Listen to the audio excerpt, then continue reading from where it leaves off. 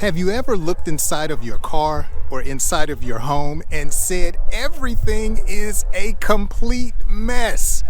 Well, on today's English lesson, I am going to teach you phrases that you can use to describe things being a complete mess. Now, to help you along, I'm going to place the transcript below that you can use to study so you can use these phrases in your next English conversation. Well, hello all of my students. I hope you're having a fantastic day.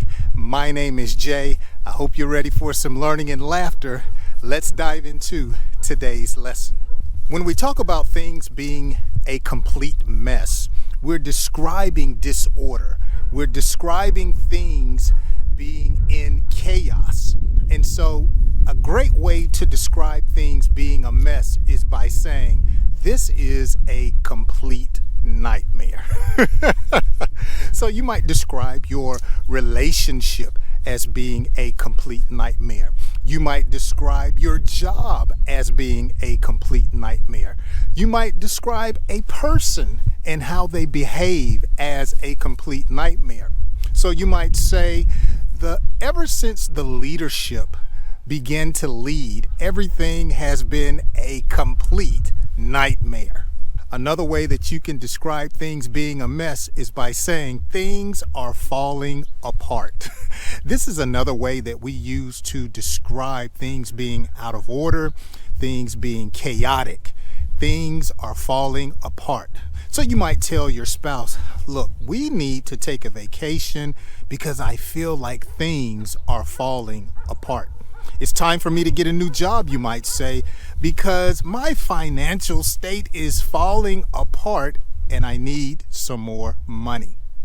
Now, one common way that people describe things being a mess is by saying, all hell has broken loose. All hell has broken loose at the job.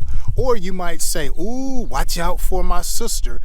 All hell has broken apart and she is upset. So these are some ways that you can use to improve your English communication. I want you to use the transcript below and read through what I have said and study these ways to describe things being a mess. Before we get out of here today, let's look at a comment that someone left on the channel. Someone said, I am out of words to thank you for your sincere efforts. Every time I watch your videos, I feel that you give everything you know. You know, making these lessons is hard work. As you can see, I'm outside now. I'm not in the office. And earlier today, it was 18 degrees. It's a little bit warmer now, but I really enjoy making English lessons for you guys. I'm doing the best that I can. I know you guys have so many different requests, and I'm trying to meet all of your submissions as much as possible.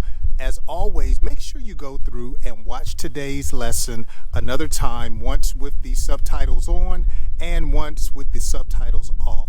And be sure to make sure that you use some of the phrases in upcoming conversations, okay? I know it will help you tremendously. Well, with that being said, thanks so much for spending time with me today.